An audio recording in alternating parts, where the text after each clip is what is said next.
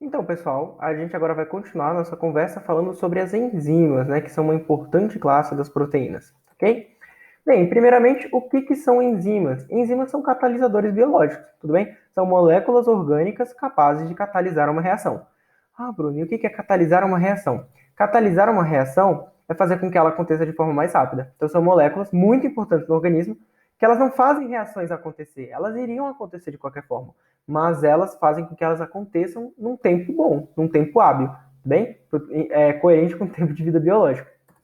As enzimas são proteínas? A maioria sim, mas a gente não pode bater o martelo e dizer que são todas. Por quê? Porque existem alguns RNAs que eles conseguem atuar também catalisando. Eles são envolvidos, por exemplo, no processo de tradução. E essas são as riboenzimas, tudo bem? Mas a maioria é proteína, ok? A grande maioria esmagadora. E as enzimas não trabalham sozinhas, isso é um ponto muito importante. As enzimas elas precisam, né, de outras moléculas ou grupos que ajudem a realizar a sua função. A gente tem os cofatores e coenzimas, que são moléculas não proteicas que participam da catálise. E a gente tem os grupos prostéticos, que são grupos não proteicos que estão ligados covalentemente às enzimas. Qual é a diferença, gente? Aqui a gente tem uma enzima e um cofator que ajuda. Aqui, no caso do grupo prostético, a gente tem aqui a enzima e o grupo prostético ele está covalentemente ligado na enzima. Tá, então, essa é a diferença. Aqui são duas moléculas separadas e aqui são duas moléculas unidas por uma ligação covalente. A enzima é a parte proteica e isso aqui é a parte não proteica. Se tiver separado é um cofator ou coenzima, se tiver junto é um grupo prostético. E aí, é muito importante a gente destacar, deixa eu apagar aqui, né, que tá meio poluído, quem são, né, esses cofatores, essas coenzimas? A gente tem a biotina, que ajuda no transporte de CO2. A gente tem o CO2, né, o grupo carboxila, na verdade. O tetrahidrofolato, que vai ajudar na transferência dos grupos metil. A coenzima A na transferência do acetil. Vocês já devem ter ouvido falar do acetil-CoA. O NAD na transferência de elétrons. O piridoxalfosfato na transferência de grupos amino. Íons metálicos, eles estão um monte de reação para poder ajudar também na transferência de elétrons. Então aqui a gente consegue perceber o quê? Tudo isso aqui que eu falei, na verdade, são vitaminas do complexo B, mas a vitamina C também ajuda, por exemplo, na síntese de colágeno. Então, qual é a grande importância das vitaminas e sais minerais? Uma dessas é ajudar as enzimas a conseguir realizar seu trabalho, tudo bem? Então, elas vão ser muito importantes para várias reações no organismo. E alguns conceitos, só para a gente comentar. Se eu tenho aqui uma enzima, e essa enzima, isso aqui é uma enzima, tudo bem? É enzima, e ela tem um grupo prostético, tá bom? Ela tem aqui o seu grupo prostético. Isso aqui tudo a gente vai chamar de holoenzima. É a enzima mais os seus grupos prostéticos. Mas se eu quiser falar especificamente só dessa parte que é uma proteína, só para ficar um pouquinho mais claro e não ficar confuso, tipo, enzima, você está falando da parte inteira ou só da parte proteica? A gente vai usar o termo apoenzima quando a gente quiser se referir só à parte proteica, só isso aqui, tudo bem? Então, isso aqui é a apoenzima. Em outras situações, a gente também vai ver o prefixo apo no sentido de pegar só a parte proteica. Então, existe a apolipoproteína. A apolipoproteína é a parte proteína da lipoproteína. Então, se vocês virem esse apo antes, é a parte proteica de alguma molécula, ok? E as enzimas elas vão ser classificadas de acordo com as reações que elas catalisam. Gente, é muito didático o nome delas, tudo bem? Então, as oxidorredutases fazem o quê? Oxidorredução. O nome já diz, tudo bem? Que é a transferência de elétrons. As transferases transferem grupos. Então, a gente tem, por exemplo, metiltransferase, transfere um grupo metil. Hidrolase faz hidrólise, né? Faz uma quebra de uma molécula a partir da inserção de água. As liases, elas rompem ligações simples ou ligações duplas em simples. Então, quando você tem aqui uma ligação dupla, se você romper essa ligação, fica só uma simples. Mas se você tem uma ligação simples e você rompe, você quebra de vez a ligação entre os dois átomos. Tudo bem? São as liases que fazem isso. Isomerase faz isomerização, então pega uma molécula e transforma num isômero dela, ok?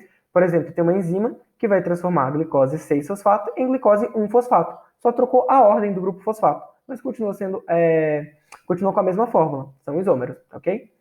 E as ligases, elas fazem ligação, tudo bem? Elas geram ligações, o nome já diz, ligase. Então, agora relembrando um pouco a termodinâmica, a gente comentou isso um pouco na primeira aula, vocês lembram? Isso aqui eu até perguntaria para vocês, se a gente tivesse um encontro síncrono, se é uma reação endo ou exergônica. Vamos prestar atenção aqui. no substrato e para o produto, né? A gente não presta atenção no meio. Do substrato para o produto, eu tive uma diminuição da energia livre. Então, se eu tiver essa diminuição, o ΔG é negativo. E, portanto, isso aqui é uma exergônica. Tá bom? Isso aqui é uma reação exergônica. Ela acontece espontaneamente. Mas, para ela acontecer, eu preciso fornecer uma energia inicial para formar um estado esquisitão. Vocês lembram que eu falei para vocês, estado esquisitão? Esse é um estado de transição. A molécula, ela está lá tranquila no cantinho dela. Ela precisa primeiro ser perturbada para ela sofrer essa reação que vai levar à formação dos produtos. Tudo bem? Então, você precisa fornecer essa energia para que isso aconteça. Então, é muito importante entender esse gráfico aqui. Esse gráfico acontece tanto nas exergônicas como na endergônica. Só que na endergônica seria assim. Tá bom? Aqui a gente tem substrato, aqui a gente tem produto e aqui a gente tem o estado de ativação. Ok? Então, o mecanismo de catálise. O que as enzimas fazem, né? As enzimas, elas não vão interferir no ΔG da reação, tudo bem? O ΔG continua o mesmo, que é esse aqui, olha. Isso aqui é o ΔG, não mudou. A única coisa que mudou é que ela diminuiu o estado de ativação. Ela forneceu um caminho diferente para a reação, e nesse caminho, né, ela tem uma estabilidade melhor. E uma coisa legal é que a gente pode ter, inclusive, vários estados de ativação. Né? A gente tem primeiro que o substrato vai reagir com a enzima para formar um enzima-substrato. Bem? É um complexo. A enzima ela vai se juntar no substrato. Depois que ela se junta no substrato, ela promove a reação. Então aqui a gente teve a conversão do substrato no produto. Só que o produto ainda está ligado na enzima. E aí você tem que ter a dissociação da enzima pelo produto. Então a gente vai ter essas três etapas. Mas percebam, o estado de ativação é bem menor, tudo bem? Ele tem uma energia bem menor. Então, com isso, a gente conseguiu diminuir esse ΔG grandão para um ΔG bem menor. E qual é a importância disso? Eu já vou falar sobre. Vamos só comentar um pouco sobre o que é o sítio ativo. A gente tem aqui uma proteína, tudo bem? E o substrato ele se encaixa nessa proteína. Essa proteína é uma enzima, né?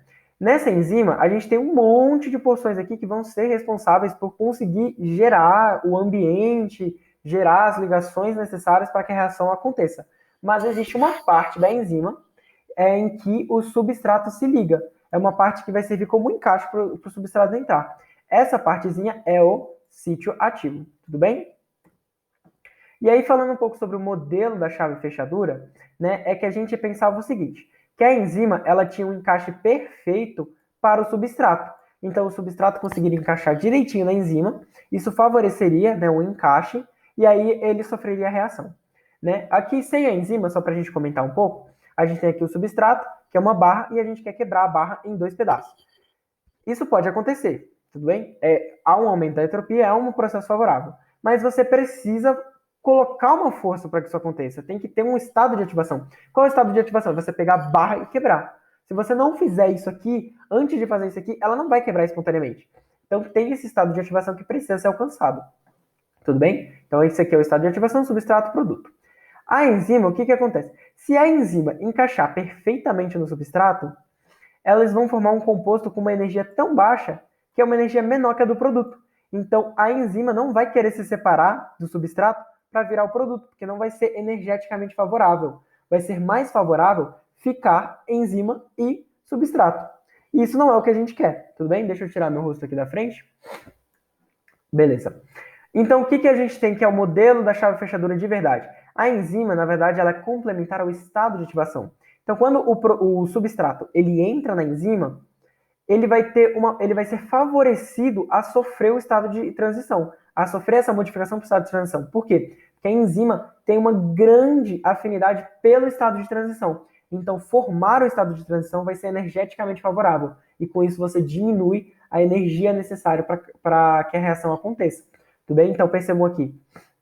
A enzima se liga ao substrato, ela promove o estado de transição, e aí depois disso, o produto vai ser formado e ele se dissocia da enzima. Tudo bem, gente? Se vocês tiverem dúvida, podem mandar para mim no WhatsApp ou esperar até o nosso próximo encontro síncrono, ok? No sábado. Bem, então falando um pouco sobre a cinética enzimática, entrar agora um pouco na parte de controlamento. Isso aqui é uma aula com muita conta. A velocidade das reações ela vai ser proporcional à concentração dos reagentes. Isso é um fato, vocês devem ter estudado isso no ensino médio. Então, a velocidade de uma reação ela é proporcional, então isso aqui é uma constante, à concentração dos reagentes. Isso aqui é no caso, por exemplo, de uma reação com 2 substratos, ok? Substrato e reagente são sinônimos. E a constante de velocidade, isso aqui é a constante de velocidade, inclusive, ela vai depender da temperatura e da energia de ativação. Então a temperatura vai influenciar bastante, quanto maior a temperatura, mais rápido a reação acontece, e o estado de ativação vai interferir, mas gente, isso aqui é uma conta extremamente complexa, não se preocupem em relação a isso, tipo, real. A única coisa que eu quero que vocês percebam é que existe esse sinal de negativo. Então quanto maior o estado de ativação, isso quer dizer que mais lenta vai ser a reação. Bem, então o nosso objetivo é diminuir o estado de ativação de modo que a velocidade da reação seja aumentada. E aí a gente aumenta aqui, ó, na constante. Essa constante não é tão constante assim, né? A gente está percebendo que essa constante depende tanto da temperatura quanto do estado de ativação. Tudo bem? E, então, prosseguindo, meu rosto na frente sempre. A velocidade máxima de uma reação catalisada enzimaticamente. O que acontece?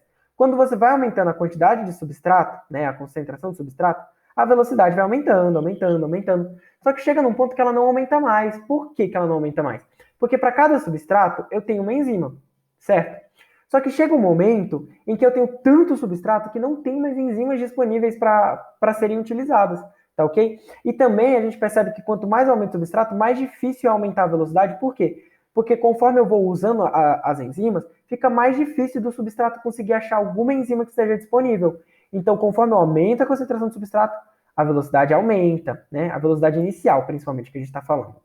Só que, conforme vai chegando numa alta concentração, a gente vai tendendo a uma velocidade máxima e dela não passa. Na verdade, nem chega até essa velocidade.